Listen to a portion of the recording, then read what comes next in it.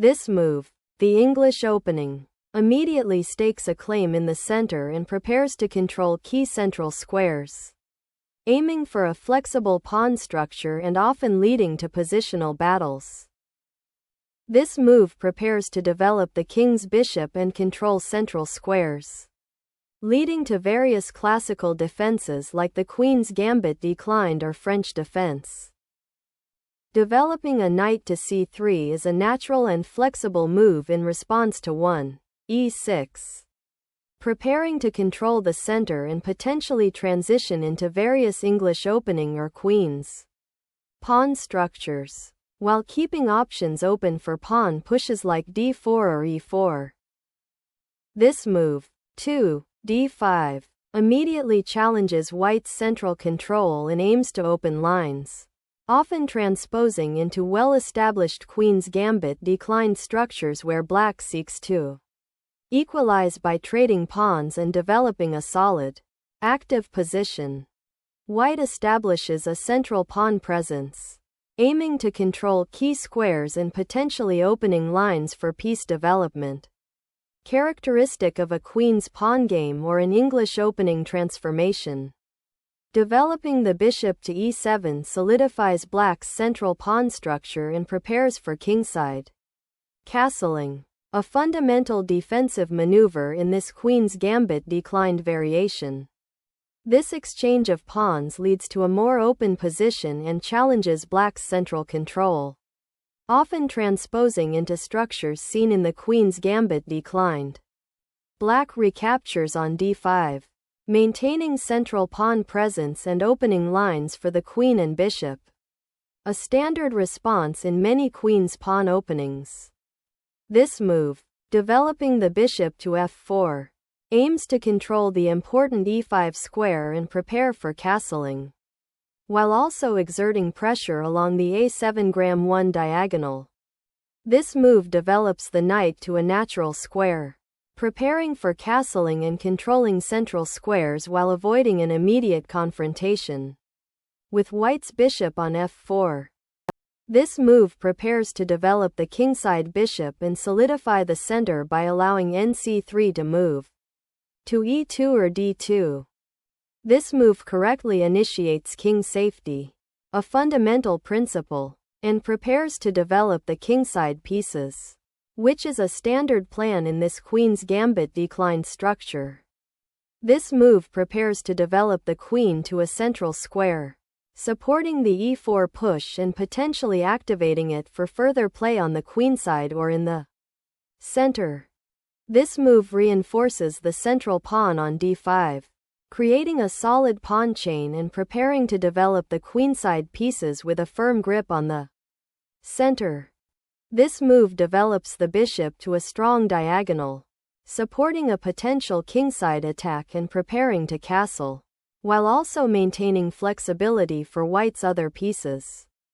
The rook on e8 aims to contest the open e-file, preparing for potential future exchanges or to support pawn advances, while also providing an escape square for the king should the f1 bishop move. Developing the knight to f3 reinforces the central pawn and prepares for kingside castling, a standard strategic maneuver in this queen's gambit declined structure. This move logically supports the central pawn and prepares to develop the other knight, aiming for a solid and harmonious pawn structure. This move initiates a kingside attack and aims to create a passed d-pawn by castling queenside, a common strategic idea in this queen's gambit declined variation, often leading to sharp, unbalanced play. This knight maneuver prepares to reroute to the kingside, potentially supporting an attack or defending key squares like g6 and h7. This move prevents black's knight or bishop from potentially attacking the white king on g5 if the h-pawn were to advance, and also prepares for a possible g4 push later to gain space on the kingside. This developing move logically prepares to challenge white's central pawn majority and potentially activate the bishop on a more dynamic diagonal. This prophylactic king move vacates the c1 square for the rook and sidesteps potential checks or tactics along the c-file. This move activates the rook to the c-file, creating an open file for pressure against white's queenside and preparing for potential pawn breaks or tactical skirmishes in that area. This move aggressively challenges black's kingside structure by threatening to exploit the weakened f7 square, aiming to disrupt black's defensive setup and potentially create tactical opportunities. This pawn thrust on the queenside aims to gain space and challenge white's kingside fianchetto by creating potential counterplay and restricting the scope of white's pieces. This move develops the bishop to an active square, aiming to pressure black's d5 pawn and potentially exchange off black's well-placed bishop on d3. This move is a crucial defensive maneuver, forcing white's influential bishop to retreat and regaining space for black's kingside. This move exchanges a knight for a bishop, aiming to disrupt black's pawn structure and potentially open lines for white's pieces on the queenside. This recapture resolves the tension on d5 and centralizes the knight, preparing to contest the d-file and activate the bishop on e6. This pawn advance initiates an aggressive kingside pawn storm, aiming to create attacking chances by opening lines against black's castled king. This move repositions the knight to a more active central square, preparing to support the kingside advance and potentially control the e5 square. This pawn advance initiates a dangerous kingside pawn storm, aiming to open lines for your attacking pieces and disrupt black's defensive structure. This pawn advance on the queenside aims to exploit white's lack of queenside defenders, threatening to open lines for black's pieces and potentially disrupt white's kingside pawn storm.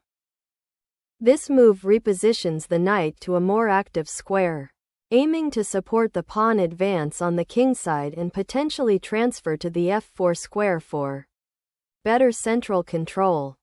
Capturing the bishop on h4 sacrifices material to disrupt white's queenside pawn structure and open lines for counterplay, but it exposes black's king and requires careful piece coordination to justify. This pawn advance aggressively challenges black's pawn structure on the kingside, aiming to open lines for white's pieces while potentially creating attacking chances. This move boldly challenges white's pawn center and aims to open lines for black's pieces, particularly the queen and bishop on d3. White repositions the bishop to a more active square, directly targeting black's queen and preparing to exchange it for the knight, thereby disrupting black's coordination and opening lines for white's attack. This move strategically repositions the bishop, defending the a6 square and preparing to potentially recapture on g5, while also freeing the d7 knight for a more active role. This capture strategically exchanges white's active bishop for black's pinned knight, opening the d-file for potential attack and eliminating a defender of the black king. The recapture on c8 re-establishes material equality, but more importantly, it opens the diagonal for black's queen and challenges white's control of the c-file. This move repositions the knight to a more active square, aiming to control key central squares and potentially join in an attack on the kingside, while also creating flexibility for future piece development. This move challenges white's attacking setup and aims to disrupt the coordination of white's pieces, particularly the knight on g3, while preparing to activate black's own pieces. This move sacrifices the rook to open the h-file for a direct attack on black's king and to disrupt black's pawn structure, aiming to create mating threats. This move is a passive defense. Black should instead fight for central control and piece activity with moves like dxc4 or nb6 to develop the queenside. This move repositions the rook to a more active file, potentially supporting a central pawn advance or preparing to double rooks, while also defending the pawn on h3. This pawn advance aims to disrupt white's kingside pawn structure and potentially open lines for black's rook on the c-file, creating counterplay against white's king. This move initiates a dangerous pawn storm on the kingside, aiming to break open lines towards black's king and exploit the open h-file. This pawn capture is a desperate attempt to break white's strong central control and open lines, though it sacrifices material and weakens black's king position significantly. This pawn capture on e5 is a critical decision, opening lines for your pieces and aiming to exploit the king's weakened defenses. But it requires careful calculation to avoid tactical retribution. Black's move 26, qc6 attempts to coordinate the queen with the pawns on the queenside and potentially challenge the control of the c-file, while also providing some defense for the weakened kingside. This move activates the rook on the d1 file, aiming to exploit the weakened kingside pawns and potentially create a mating attack along the open h-file. This move aims to redeploy the knight to a more active square, potentially preparing to support the pawn push on f6 or to attack weaknesses on the kingside. This move repositions the knight to a more active central square, aiming to disrupt black's pawn structure and exploit the open c-file. This defensive maneuver repositions the knight to a more secure square, preparing to support the beleaguered kingside and potentially counterattack along the b-file. This exchange simplifies the material on the board and opens up the knight to a more active central role, potentially aiming for squares like c4 or e4 to improve piece coordination and attack. Black has recaptured the knight, accepting the material imbalance and aiming to disrupt white's attacking initiative on the kingside. This move intends to exploit the exposed position of black's queen after its forced relocation and to create new attacking lines on the kingside. This move repositions the queen to a more active square, preparing to contest the central files and potentially support a kingside attack while defending the remaining pawns. This move centralizes the queen, preparing to exploit the weakened kingside pawn structure and potentially create mating threats by coordinating with the rook on h3.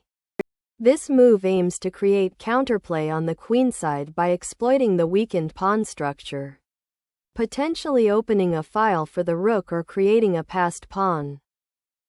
This pawn sacrifice by white, 32, e6, aims to open lines and create immediate threats against black's king, aiming to disrupt black's defenses and potentially force tactical exchanges that favor white. This exchange captures a pawn and temporarily a queen for strategic pressure, aiming to exploit white's slightly exposed king and open lines for counterplay. This move, qxd5, is a crucial decision, recapturing the pawn and opening the queenside for potential counterplay while simultaneously clearing the e-file for white's rook and creating immediate threats against black's undeveloped queenside. This move aims to create a dangerous passed pawn on the queenside, leveraging the open a-file and potentially distracting white's pieces from the kingside attack. This move aims to solidify white's queenside pawn structure and prevent black from creating threats with their connected queenside majority. This pawn sacrifice aims to open lines against white's king by forcing exchanges, creating dynamic counterplay on the queenside. This pawn push opens the b-file, forcing the black queen to move and consolidating white's central pawn majority while preparing further advances. This pawn push opens the b-file for black's rook and creates a passed pawn on c3. But it also weakens the queenside pawn structure and could lead to tactical complications for black. This move recaptures the pawn and opens the b file, allowing the rook to participate more actively in the queenside play and potentially attack. Weaknesses. Black recaptures the pawn, resolving the immediate material imbalance and simplifying into an endgame where white has a significant queenside pawn majority. The rook exchange simplifies the position, leading to an endgame where white's passed pawns on the queenside will be a significant factor for creating counterplay. The game has reached a complex endgame where white has consolidated an advantage with a passed pawn on the 7th rank and black must defend precisely.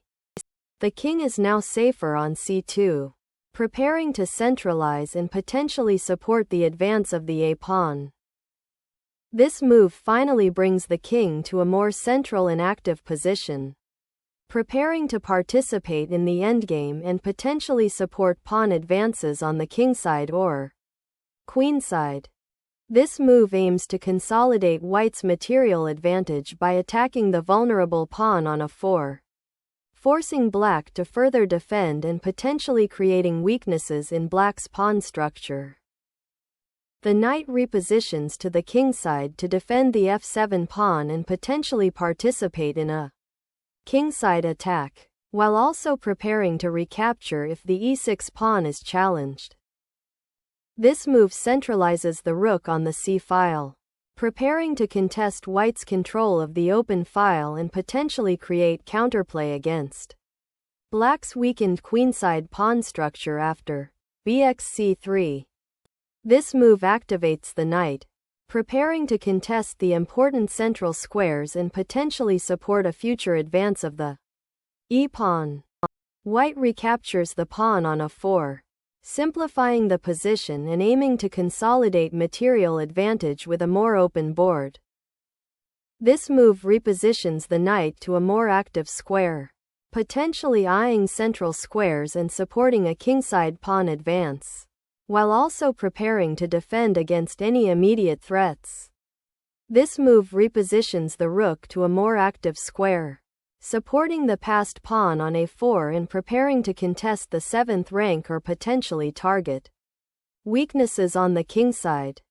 The knight repositioning to d5 aims to contest the now open c file and potentially create counterplay or defend against white's passed a pawn. The move 43, rxg6 sacrifices a rook to promote the g-pawn to a queen. A decisive tactical breakthrough that will overwhelm black's defenses. With the opponent's king now exposed on g6, white's advanced passed pawn on a7 and the powerful rook on g6 create a decisive mating attack, leading to a swift resignation for black.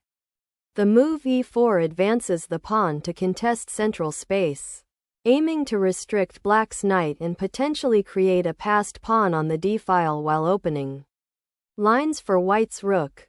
This knight check forces the white king to a more vulnerable square, potentially setting up further complications for white's weakened pawn structure. This king move is forced to avoid the immediate loss of the rook due to the discovered attack on the king and the knight on a4. The move 45, bf8 aims to improve the bishop's defensive capabilities by repositioning it to a square where it can guard the king more effectively and prepare for potential counterplay along the dark squares. This rook lift repositions the rook to a more active square, aiming to control the 7th rank and potentially support a pawn advance or create threats against black's king.